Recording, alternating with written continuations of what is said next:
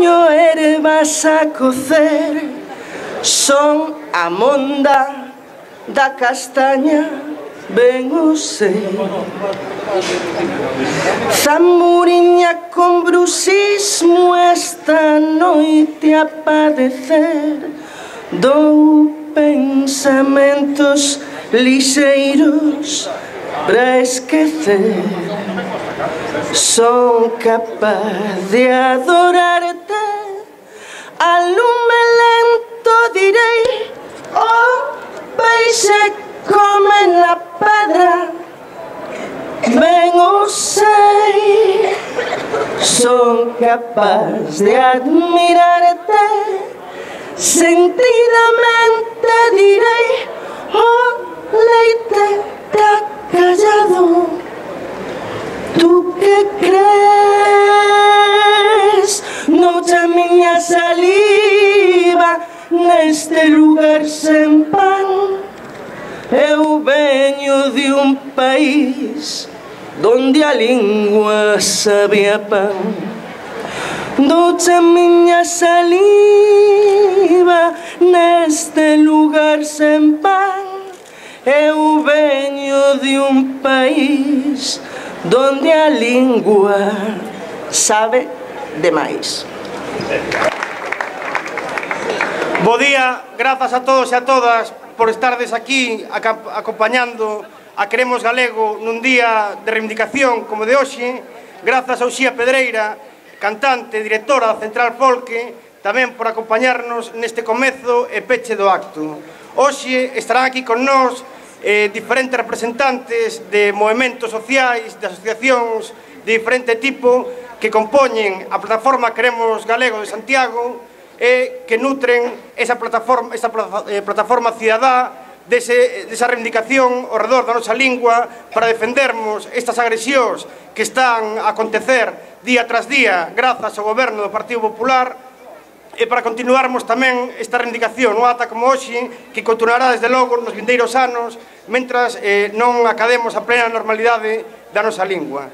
A continuación tomará a palabra para ler diferentes textos de Daniel Castelao, Marilar Alexandre, escritora, Lois Calvelo, representante do movemento veciñal de Compostela, Rubén Cela, responsable local do BNG, Isabel Querdudo, responsable da equipa de normalización lingüística da Escola Oficial de Idiomas, Carmela Capeáns, representante de Irimia, Néstor Rego, pola agrupación cultural O Galo, Anxo Luzao, secretario nacional da CIGA Ensino, Olga Patiña, pola xunta directiva da Asociación Sociopedagóxica Galega, Manuel Vázquez, pola Rede Galega de Empresas, Lucía Carreira, presidenta da Asociación Cultural e Musical Solfa, Alba Nogueira, representante da Federación das Asociacións de Nais e Pais, Uxía Pedreira, que xa interviu agora ao comezo, como xa dixen, cantante e directora da Central Folque, María Rúa, da Dirección Comarcal de Galiza Nova,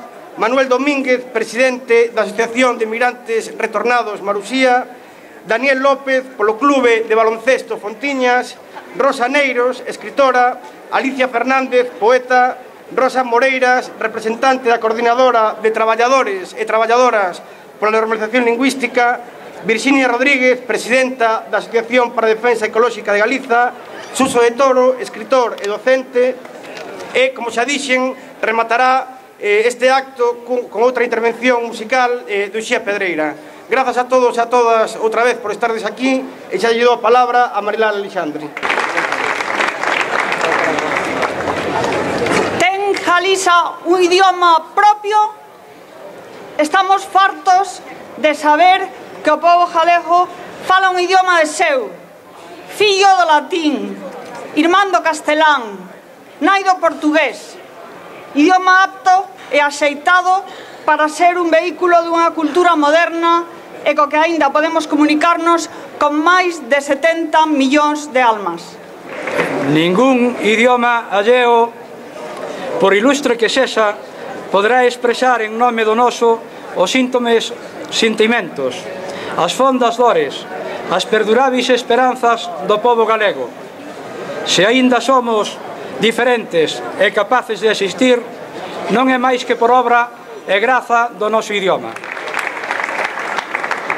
Consideramos como actos bárbaros os atentados á vida dos idiomas. Que diríamos se o Estado mandase derrubar o Pórtico da Gloria? Pois eu digo que o noso idioma é unha obra de arte 1000 veces superior á obra do mestre Mateo.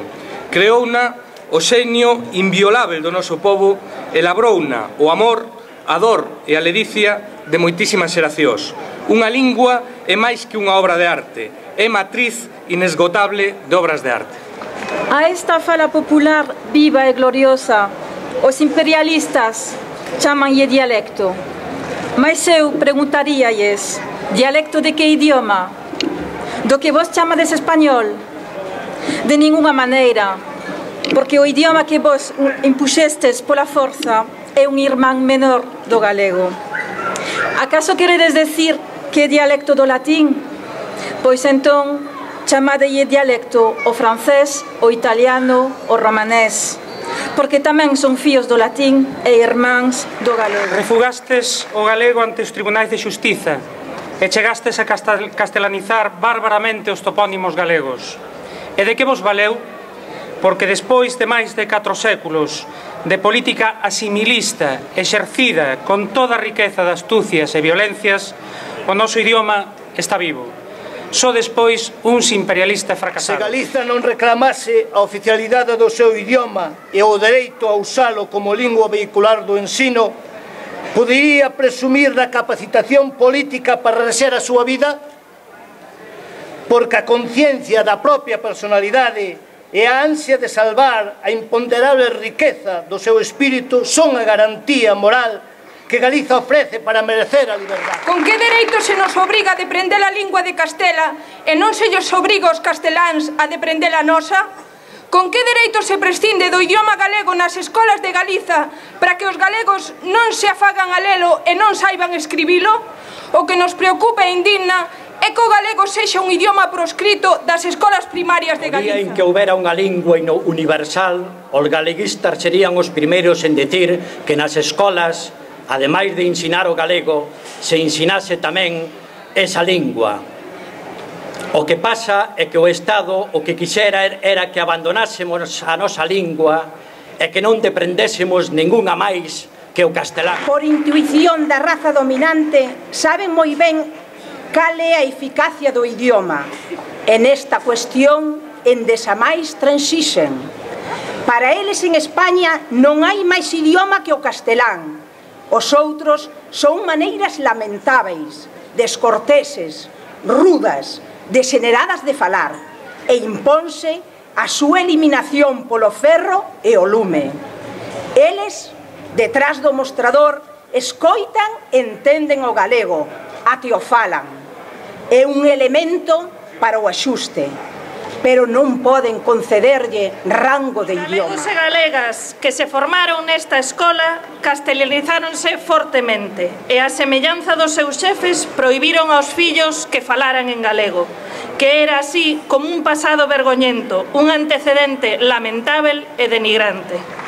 Galiza ten unha lingua propia, criada no berce de outra anterior, probablemente céltica, que é filla do latín, irmán maior do castelán e nai do mal chamado portugués, en cuxa lingua se produciu un dos movementos líricos máis antigos e admiráveis de Europa.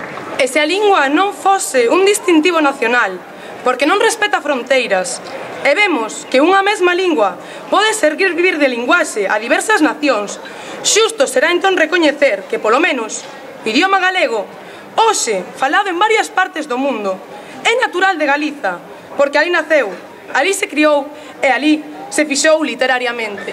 Algúns galegos de boa fe coidan que o cultivo do noso idioma é un impedimento de traballo na emigración, mas eu quero invitalos a meditar.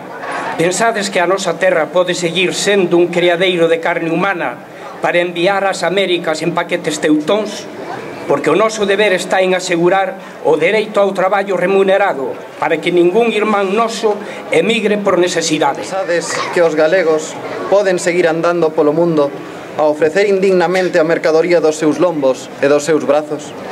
Porque o noso deber está en armar o pobo dunha institución primaria, profesional e técnica, que lle permita ser digno en todas partes, e en todas partes atopar as vantaxes que se lle ofrecen a un inglés, a un alemán. Uns homes galegos tamén andan a falar un idioma universal, único para toda a nosa especie. Son os mesmos que buscan a perfección, baixando pola escala zoolóxica ata sentiren envexa das formigas e das abellas. Son os mesmos que perderon o anelo de chegar a ser deuses e renegan das inquedanzas que produce a sabedoría. Son os mesmos que consideran o mito da Torre de Babel como un castigo e renegan da vida ascendente. Eu dígolles que a variedade de idiomas, coa súa variedade de culturas, é o signo distintivo da nosa especie, o que nos fai superiores aos animais.